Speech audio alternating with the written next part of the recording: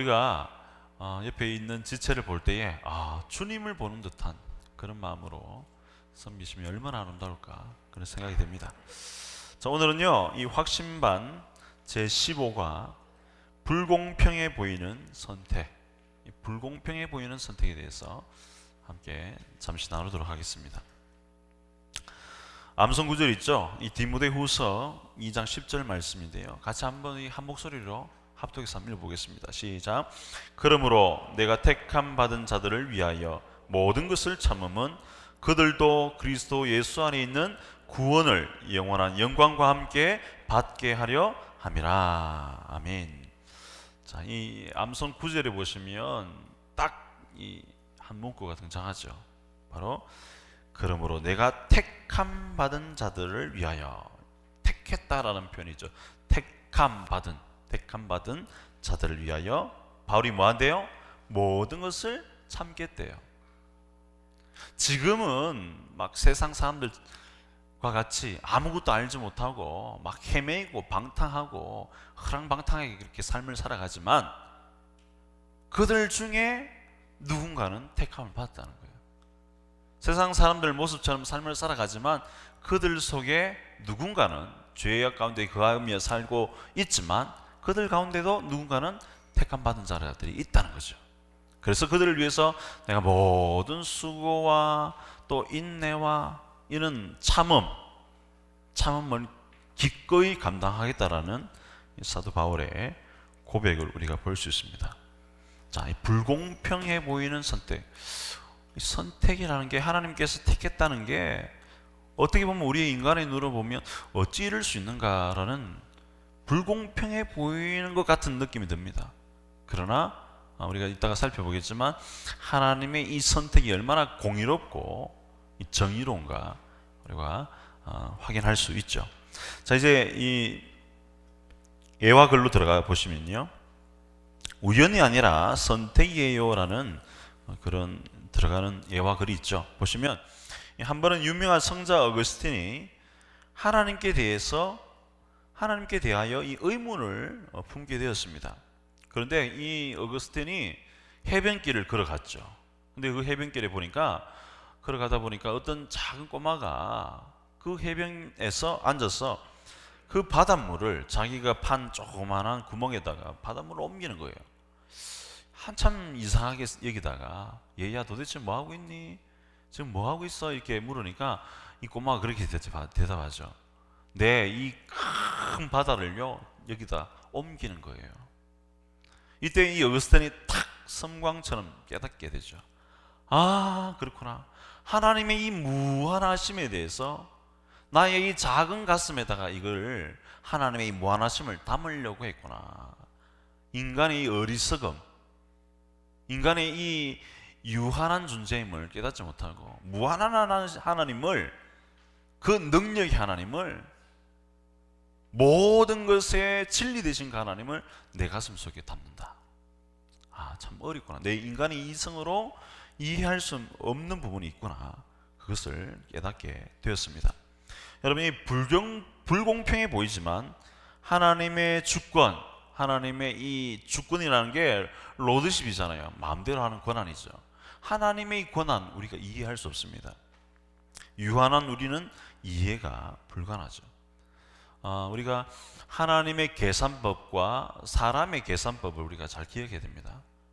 우리의 계산법으로는 왜 이런 상황을 내게 주셨을까? 좀 더 실제적으로 표현한다면 우리 김만원 집사님 병원에 입원해 계시는데 엎친 데 덮친 격이잖아요. 다치셨는데 또 다치셨죠. 인간의 이해로 생각하면 어떻게 이런 어려움을 내게 주실 수 있는가? 이해할 수 없는 부분이죠. 그런데 하나님의 계산법은 또 다른 줄 믿습니다. 하나님의 계산법이 있다는 거예요. 여러분, 요셉을 보세요. 요셉, 그가 하나님이 주신 꿈을 꿨잖아요. 그죠? 볏집단들이 자기에게 절하는 그런 꿈을 꾸고 하늘의 해와 달과 별들이 자기에게 절하는 꿈을 꿨잖아요. 하나님이 주신 꿈이거든요. 그런데 그의 인생의 행로는 꿈대로 나가지 않고 정반대로 나갑니다. 오히려 내리막길을 걸어가죠. 사람이 갈 수 없는 최고의 밑바닥 인생, 노예로서 삶을 사는 정도가 아니라 이제는 노예보다도 더한 감옥, 지하 감옥 최고의 밑바닥에 그가 떨어지죠. 인간의 머리로는 납득이 안 됩니다. 계산할 수 없죠. 하나님은 어떻게 이럴 수 있습니까? 나한테 하나님을 이렇게 잘 섬기는 내가 어떻게 이런 고통을 당할 수 있습니까? 원망할 수 있죠. 그런데 하나님의 계산법이 다른 거예요. 하나님은요, 이 요셉을 통해서 이스라엘 민족을 구원하기를 작정하시고, 나아가서 이스라엘 민족의 이 구원하심의 주인공인 예수 그리스도를 예표하시기를 원했던 것이죠. 사람의 계산법과 하나님의 계산법이 다르다는 것을 우리는 이해해야 됩니다. 하나님의 주권, 하나님의 선택도 마찬가지죠. 자, 이제 질문으로 넘어가시면요, 선택에 대한 신약의 가르침이 1번과 2번 질문에 등장하고 있습니다. 자, 신약 성경에 보시면요, 이 선택에 대한 교리를 잘 보여주고 있습니다. 1번 질문 보시면 신약 성경의 여러 본문은 하나님께서 구원받을 사람들을 미리 정하셨다고 분명히 확정하고 있습니다. 자, 신약 성경에 보시면요, 이런 내용들이 참 많이 있어요. 누가와 바울의 증언을 들어봅시다. 자, 관찰 질문이죠. 사도행전 13장 48절 보시면요, 이렇게 말씀이 우리에게 확정해주고 있습니다. 이방인들이 듣고 기뻐하여 하나님의 말씀을 찬송하며 영생을 주시기로 작정된 자는 다 믿더라. 자, 여기서 우리가 중요한 표현이 있죠. 빨간 글씨로 제가 표현하는데요, 뭐라고 표현하고 있습니까? 영생을 주시기로 뭐한 자요? 작정된 자. 이 다른 말로 하면 무슨 말이에요? 계획해놨다는 거예요. 작정되었다, 계획되어졌다. 이 택함이죠. 택함. 미리 택해놓았다는 것이죠. 또 에베소서 1장 4절에서 6절까지 보시면 곧 창세전에 그리스도 안에서 우리를 택하사. 언제 택했다요? 우리를요? 창세전에, 세상을 지으시기 전에 우리를 택하셨다, 이렇게 말하고 있습니다. 계속 읽어보시면 우리로 사랑 안에서 그 앞에 거룩하고 흠이 없게 하시려고 그 기쁘신 뜻대로 우리를 뭐 했다고요? 예정하사. 자기의 기쁘신 뜻대로 우리를 예정했습니다. 이따가도 우리가 살펴보겠지만 우리의 뜻대로 예정한 게 아닙니다. 착각하면 안 돼요. 하나님의 기쁘신 뜻대로, 하나님의 주권대로 우리를 예정하신 거예요. 내 뜻대로 선택하는 게 아닙니다. 우리 인간의 뜻대로 선택하는 게 아닙니다. 하나님의 기쁘신 뜻대로, 하나님의 주권대로, 하나님의 임의대로, 하나님의 주권으로 우리를 택하셨다는 것을 보여주고 있습니다. 계속 읽어보시면 예수 그리스도로 말미암아 자기의 아들들이 되게 하셨으니 이는 왜냐하면 그가 사랑하시는 자 안에서 우리에게 거저 주시는 바 그의 은혜의 영광을 찬송하게 하려는 것이라. 자, 우리를 택하신 목적이 여기 있죠. 왜 우리를 택했느냐? 바로 은혜의 영광, 하나님의 은혜의 영광을 찬송하게 하시기 위해서. 소연의 문답 1문에 보면 인간의 제일 드는 목적이 뭐냐 질문이 나오잖아요. 그죠? 그 답이 뭐예요? 하나님을 영원토록 즐거워하는 거예요. 즐거워하는 거. 하나님의 영광이 되는 게 우리의 삶의 목적이다라는 것을 가르쳐주고 있습니다. 자, 하나님 우리를 택하신 이유, 저와 여러분들을 그리스도인으로, 그리스도의 제자로 삼으신 이유, 하나님의 영광을 찬송하게 하기 위해서, 하나님의 영광을 드러내기 위해서. 자, 2번 질문 가시면요, 선택에 대한 신약의 가르침이 또 등장하는데요, 하나님이 우리를 구원하시고 자기에게로 부르시는 이유는 우리가 선하기 때문입니까? 아니면 다른 어떤 이유가 있는 것입니까? 자, 우리가 선하기 때문에 우리를 자기에게로 불렀을까요? 여러분 어떻습니까? 우리 선합니까? 우리는요, 어디를 봐도 선하지 않습니다. 그 어떤 모양을 봐도 선하지 않습니다. 심지어는 선한 일을 하면서도 그 속에 악이 들어있을 때가 얼마나 많은지 몰라요. 봉사를 나가면서도 그 마음속에 악을 품고 있을 때가 있어요. 미워하기도 하고, 봉사를 하면서도 마음속에 시기 질투가 일어나기도 하고. 그렇지 않나요? 우리는요, 어떤 면을 봐도 선함이 없습니다. 심히 부패한 것이 우리의 마음이다. 성경이 그렇게 이야기하죠. 우리의 마음이 얼마나 부패한지 몰라요. 여러분, 우리가 선하기 때문에 하나님께서 우리를 부르신 게 아닙니다. 결코 그렇지 않죠. 디모데 후서 1장 9절에 이렇게 이야기합니다. 하나님이 우리를 구원하사 거룩하신 소명으로 부르심은, 자, 하나님이 부르시는 거죠. 우리의 행위대로 하심이 아니요, 자, 우리의 행동 때문에 우리를 부르신 게 아닙니다. 선한 의지가 있기 때문에 부르는 게 아닙니다. 그 다음 구절 뭐라고 표현합니까? 오직 자기의 뜻과 영원 전부터 그리스도 예수 안에서 우리에게 주신 은혜대로 하심이라. 할렐루야. 여기에 은혜가 있습니다. 행동이 아닌 뭐라고요? 은혜. 전적인 그리스도를 통한 하나님의 은혜. 하나님의 은혜. 우리의 공의가 아닙니다. 우리의 노력이 아닙니다. 하나님의 전적인 은혜로 우리가 구원받았다는 사실을 잊어서는 안 됩니다. 천주교에서는요, 하나님의 은혜도 필요하지만 나의 노력도 필요하다, 이렇게 이야기하죠. 그래서 50%는 그리스도의 은혜, 50%는 내 노력, 그래야만 구원받는다, 이렇게 이야기합니다. 절대 아닙니다. 100% 하나님의 은혜인 줄 믿습니다. 전적인 하나님의 은혜로 우리가 구원을 받게 됩니다. 오늘 말씀이 분명히 이야기하죠.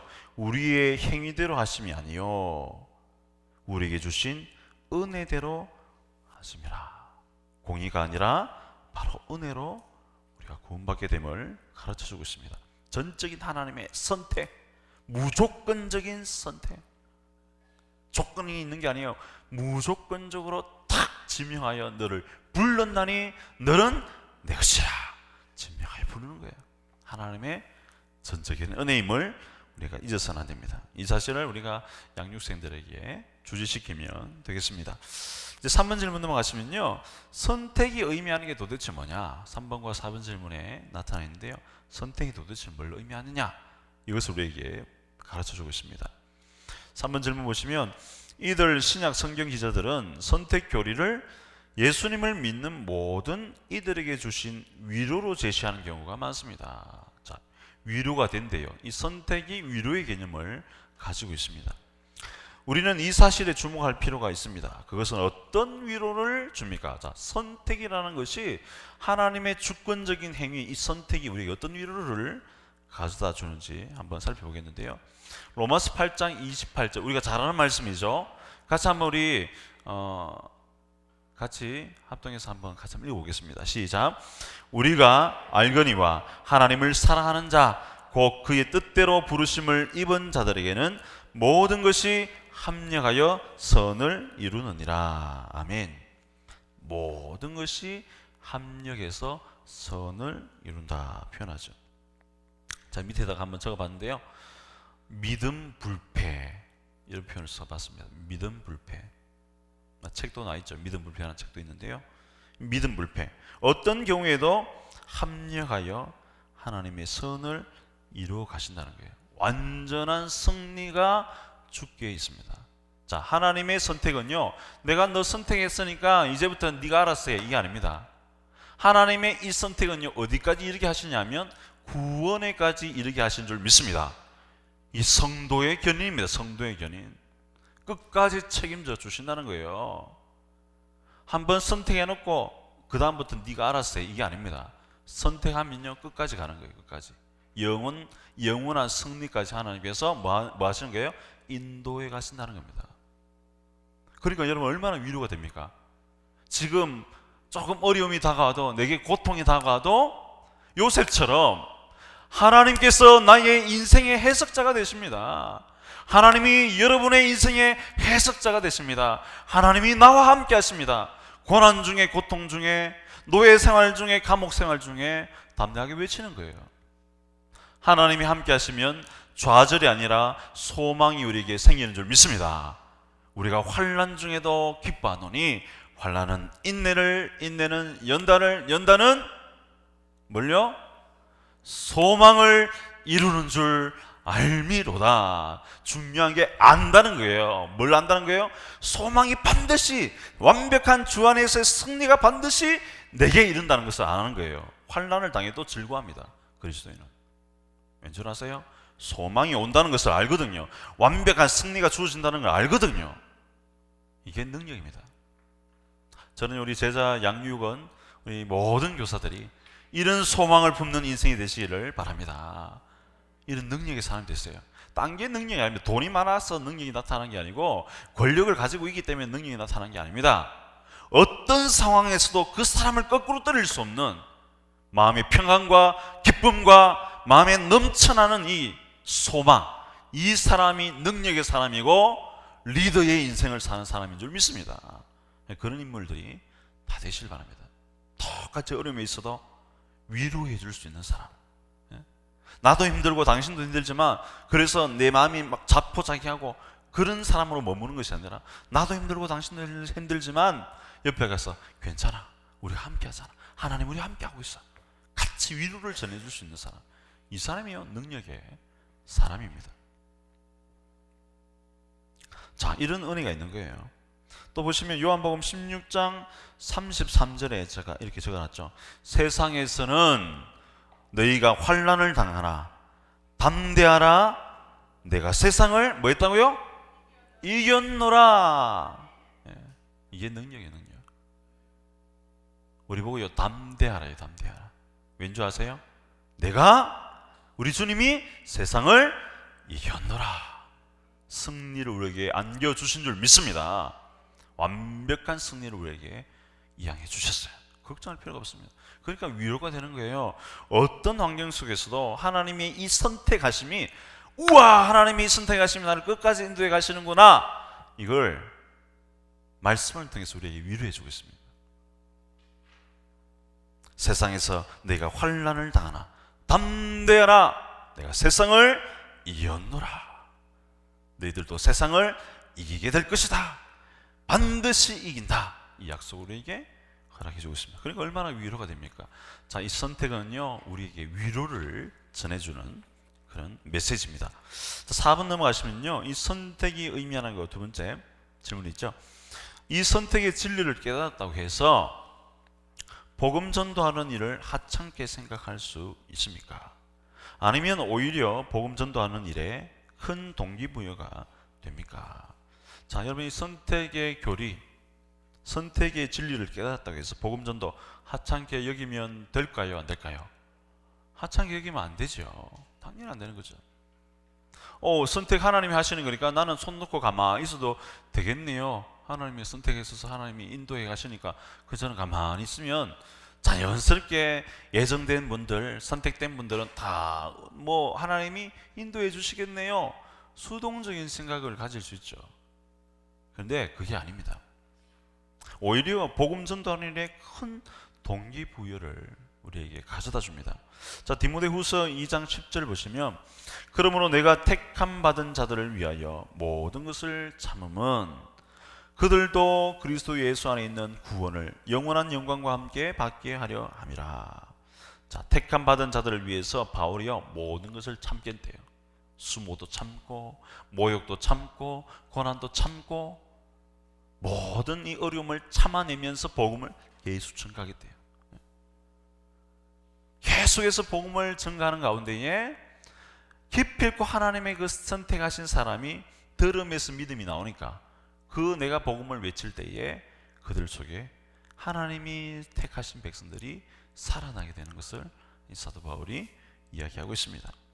베드로후서 3장 9절을 보시면 주의 약속은 어떤 이들이 더디다고 생각하는 것 같이 더딘 것이 아니라 오직 주께서는 너희를 대하여 오래 참으사 아무도 멸망하지 아니하고 다 회개하기에 이르기를 원하시느니라. 자, 하나님은요 오래 참으시는 분이에요. 왠 줄 아세요? 다 멸망받지 않고 선택받은 사람들 다 구원받기를 원하고 계시기 때문입니다. 여러분이 주님의 오래 참으심을 우리가 기억해야 됩니다. 그러면 전도가 얼마나 시급하고 중요한 일이다라는 것을 깨닫게 됩니다. 하나님 지금도 참고 계세요. 벌써 심판하고 대심판을 해야 되시는데 하나님이 지금도 참으시거든요. 여러분, 어제 무슨 일이 벌어졌어요? 파리에서 IS 테러가 발생했잖아요. 제가 깜짝 놀랐어요. 여러 군데서 테러가 발생했는데 120명 아니 그 이상의 인원이 한순간에 목숨을 잃어버렸죠. 여러분이 얼마나 참 처참한지 참 가슴이 아팠습니다. 정말 제가 하나님이라면 벌써 심판해버릴 것 같은데 하나님은요 지금도 오래 참으세요. 왠지 아세요? 한 영혼이라도 죽게 더 돌아오기를 원하는 택함 받은 백성을 다 모으시기까지 하나님께서 길이 참으십니다. 이걸 역으로 생각하면 우리가 이 복음에 대해서 더 활발하게 외쳐야 됩니다. 더 시급함을 느끼고 복음을 증거해야 되죠. 만나는 심령들마다 복음을 증거하는 사람이 되어야 됩니다. 자, 이 선택이 의미하는 것은요 이제 모든 것이 끝났네 손 놓고 가만히 있으면 되네 그게 아니에요. 더 큰 하나님의 사명감을 가지고 그래 하나님 지금까지 참으시는데 나도 더 열심히 복음을 전해서 한 영혼이라도 건져야지 그런 마음으로 복음의 시급성을 우리가 가져야 하는 것입니다. 자, 이제 5번 질문으로 가시면요 선택이 의미하지 않는 것이 있습니다. 선택이 의미하지 않는 것 5번과 6번인데요 선택의 교리를 주장하는 것이 상대적으로 우리가 살아가면서 하게 되는 선택과 행동이 중요하지 않다는 것으로 이해할 수 있습니까? 자, 상대적으로 우리가 살아가면서 하는 선택 행동 하나님이 다 선택하시니까 나는 가만히 있으면 되겠네 똑같은 어떤 문맥이죠. 우리가 살아가는 것에 선택하지 않고 행동하지 않으면 되겠네 그렇게 이해할 수 있습니까? 아니죠.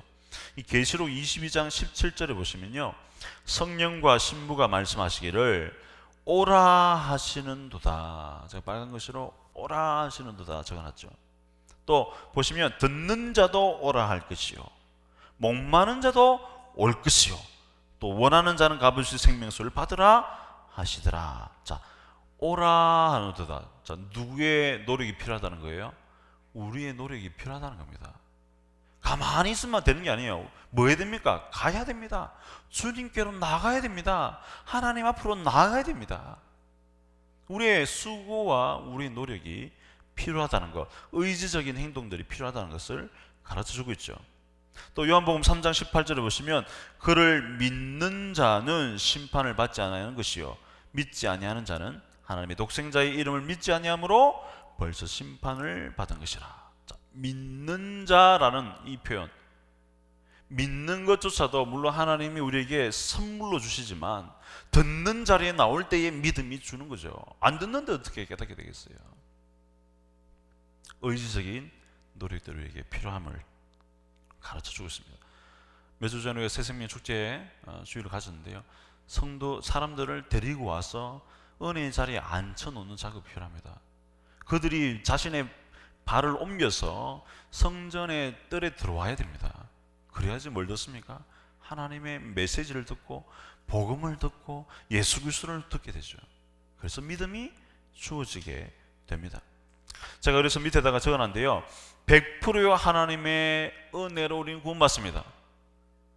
뿐만 아니라 100% 우리의 노력이 필요합니다. 구원받는 데 있어서는 하나님의 100% 노력이 은혜가 필요하죠. 100% 은혜밖에 없습니다.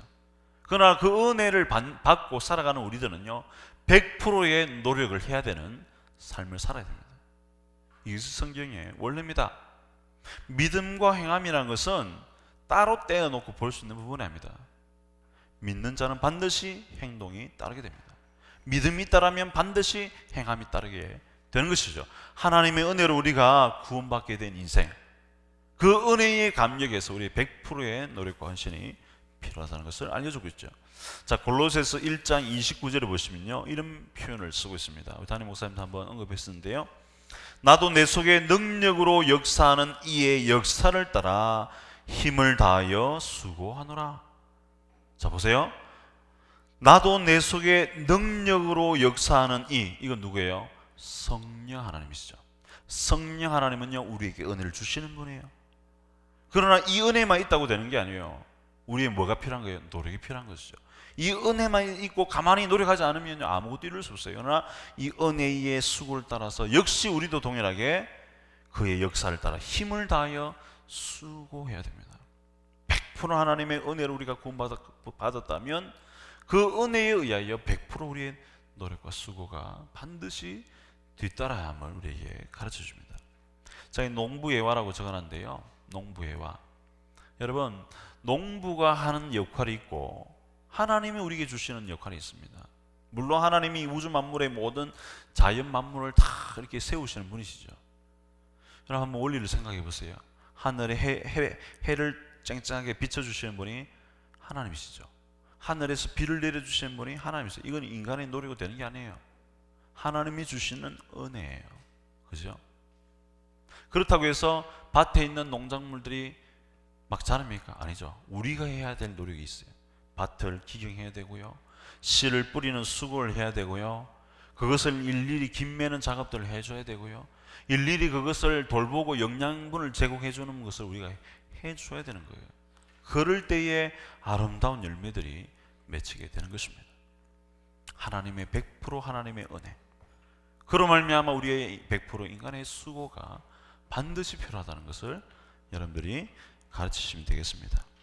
이제 6번으로 가시면요, 하나님은 우리가 믿을 것을 아시고 미리 정하신 것입니까? 아니면 우리가 믿기로 선택한 것을 아시고 택하신 것입니까? 여러분, 이 질문 자체가 벌써 잘못된 질문이죠. 여러분, 우리가 믿을 것을 아시고, 주가 누구예요? 우리가 됐습니다. 우리가 선택하는 문제가 아닙니다. 우리가 어떻게 구원을 이룰 수 있는 부분이 아닙니다. 하나님의 주권에 달려있는 거죠. 하나님의 그 로드십에 달려있는 것입니다.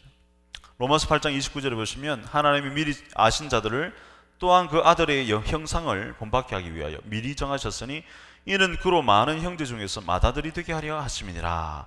자, 보세요. 주가 누구예요? 하나님이 미리 아신 자들을 하나님이 미리 정하셨으니, 우리가 정한 게 아닙니다. 하나님이 우리를 정하십니다. 하나님이 우리를 정하십니다. 하나님이 우리를 미리 아십니다. 자, 그래서 제가 밑에다가 적어놨죠. 하나님의 선택이 우리의 선택의 바탕을 가지는 것이 아닙니다. 자, 우리가 이렇고 저렇고에 따라서 하나님이 요동되는 게 아닙니다. 우리가 이렇게 저렇게 이렇게 저 모양, 이런 모양 저런 모양이기 때문에 하나님이 마음이 이랬다가 저랬다가 바뀌는 분이 아니라는 거예요. 하나님의 선택이 우리의 선택의 바탕을 가지는 것이 아닙니다. 마침내 자신의 주권대로 이루어가시는 분입니다. 우리의 선택과는 관계없이 하나님의 주권대로 인도해 가시는 분이십니다. 요셉 보세요. 하나님의 주권대로 인도해 가시잖아요.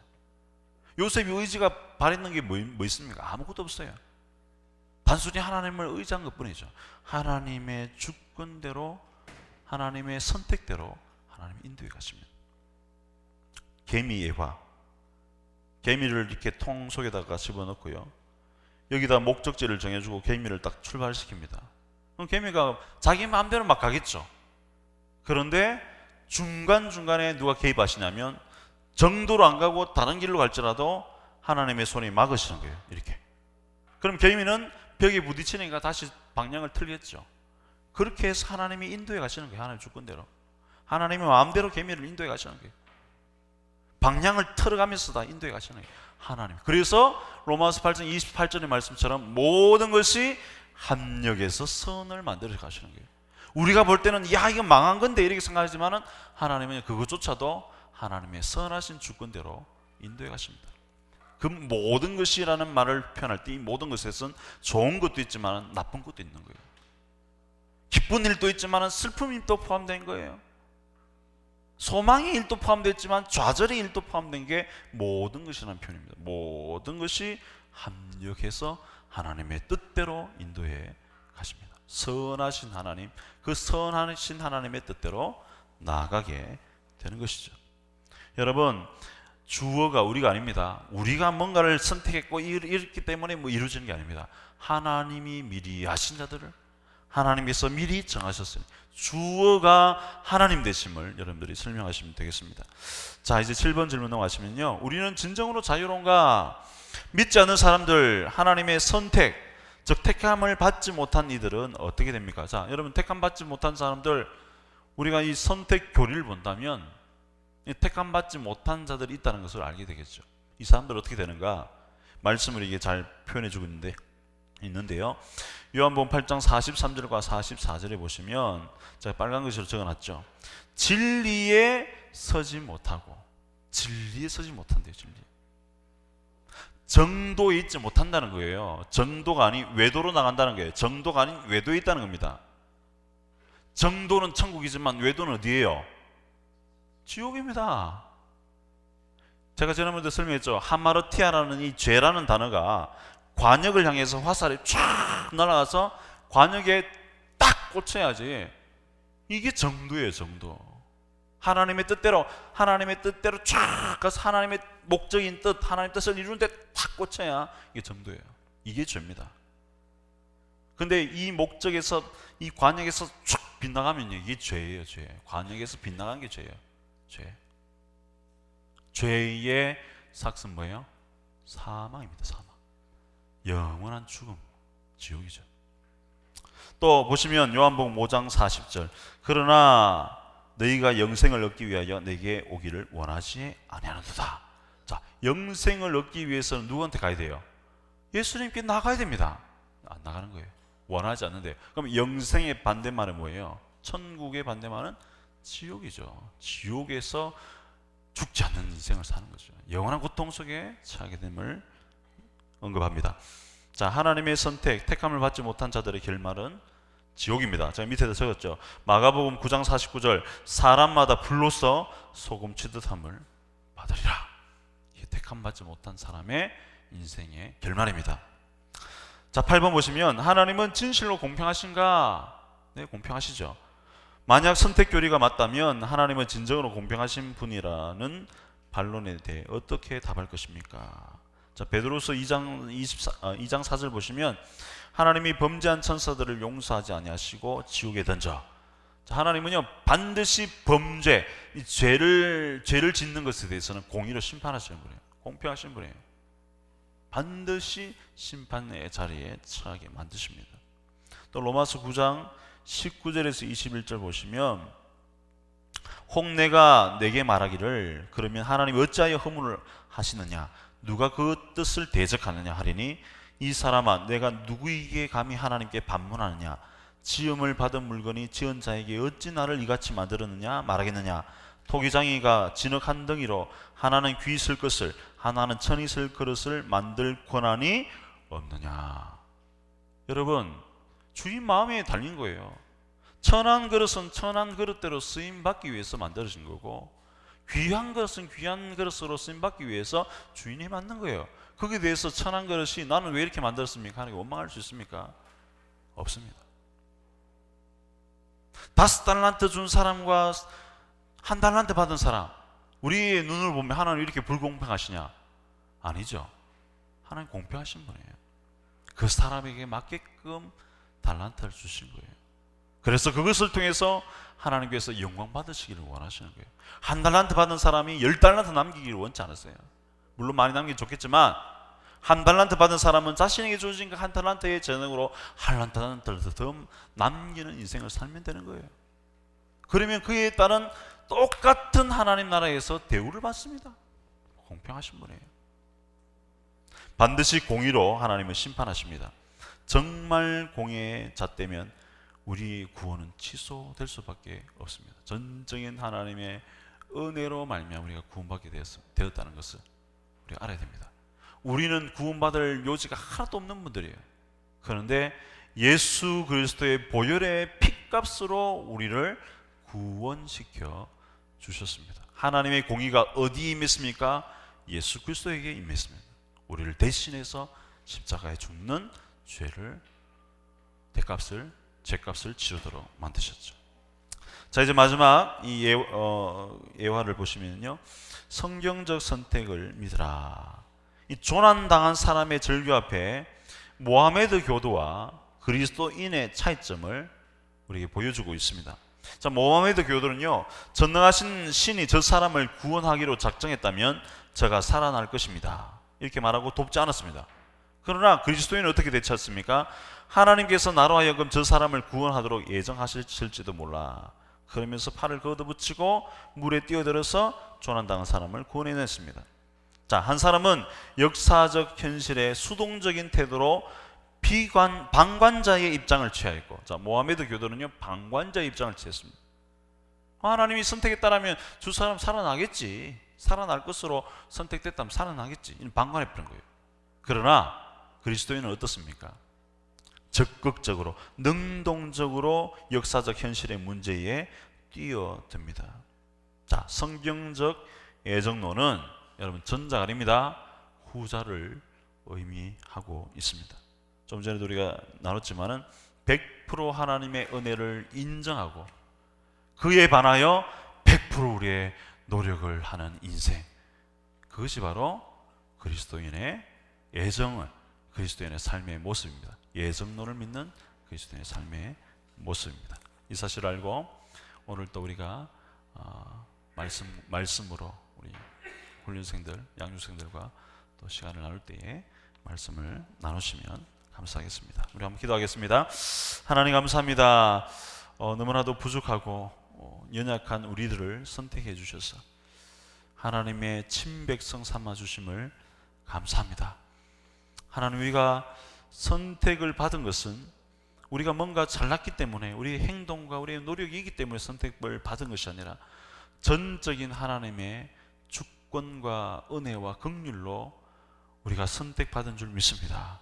이 사실을 기억하면서 늘 감격해하며 우리의 삶의 자리에서 수동적으로 방관자적인 인생을 사는 것이 아니라 적극적이고 능동적으로 하나님의 은혜에 감격하여서 최고의 노력을 기울이며 최고의 최선을 다하며 이웃을 섬기고 복음을 전할 수 있는 우리 모두가 다 될 수 있도록 주여 도와주셔서, 하나님, 그래서 우리 모든 교사들 삶의 현장 속에 아름다운 삶의 열매들이 주릉주릉 맺히게 하시고 하나님의 기가 막힌 은혜의 역사가 계속해서 삶의 현장에 쓰여져 나갈 수 있도록 주께서 인도해 주셔서, 오늘도 하나님 양육생들을 이 자리에 와서 또 여러 모양으로 함께 말씀을 나눌 때에 하나님 그들의 삶에 간섭해 주시고 개입해 주셔서 왠지 이 자리에 와서 우리 교사들과 삶을 나누고 또 은혜를 나눌 때, 말씀을 나눌 때 가슴이 뜨거워지게 하시고 살아계신 하나님을 경험하게 하시고 위로의 하나님을 경험하게 하시고